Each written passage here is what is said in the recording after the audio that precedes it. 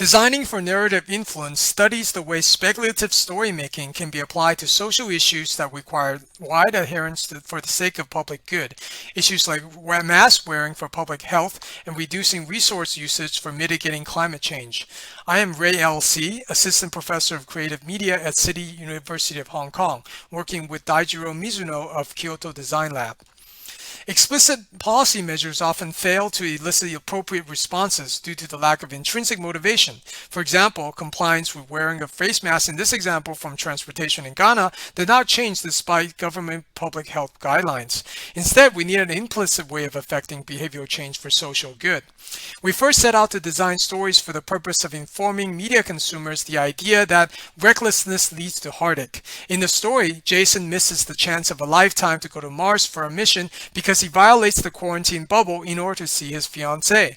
However, he later learns that his mission was to study the effect of a virus on non-Earth gravity, and when given another chance to go on a rescue mission, he decides to reduce risky behavior and succeeds in going on the mission despite his wife's pregnancy. He has now acted for the good of the mission by not breaking the quarantine bubble.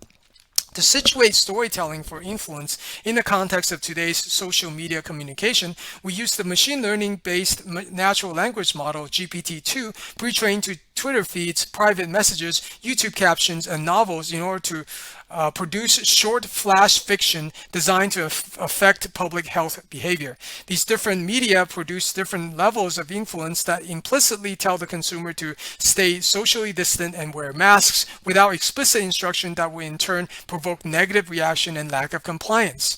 In order to study how designers may work with stories in designing for social purpose, such as climate change, civic responsibility, and public safety, we held a series of workshops that allow attendees to collaboratively craft a story together for social purpose. We first introduced the different story archetypes from Christopher Booker and then gave each group a particular purpose to design for, such as collective restraint and future consideration.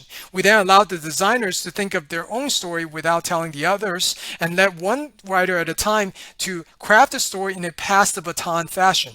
Hence, the collective story is negotiated amongst writers in terms of themes and characters until they come together to craft an ending. This reflects the way stories in the real world are told in a collaborative fashion, passing between people. Here's an example of the completed story presented by one of the participants.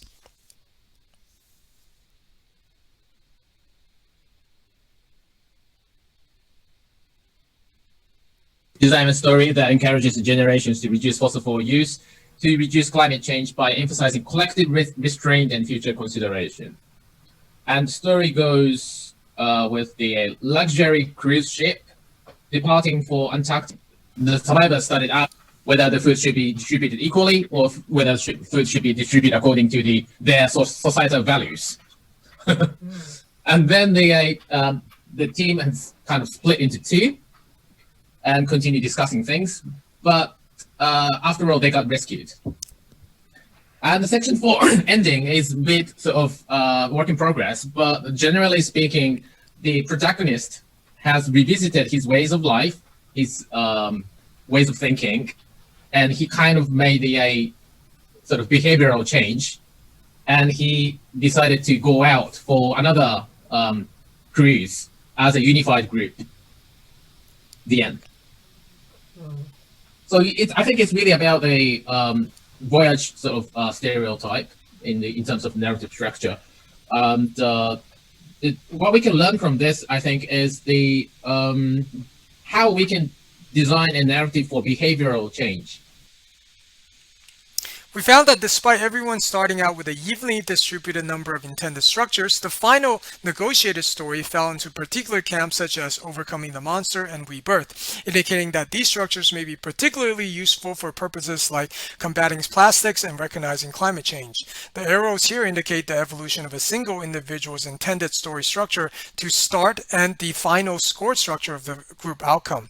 We also found that people overestimated their own effect on the group design process, showing a perception of having accomplished the group-specific purpose more than the individual purpose.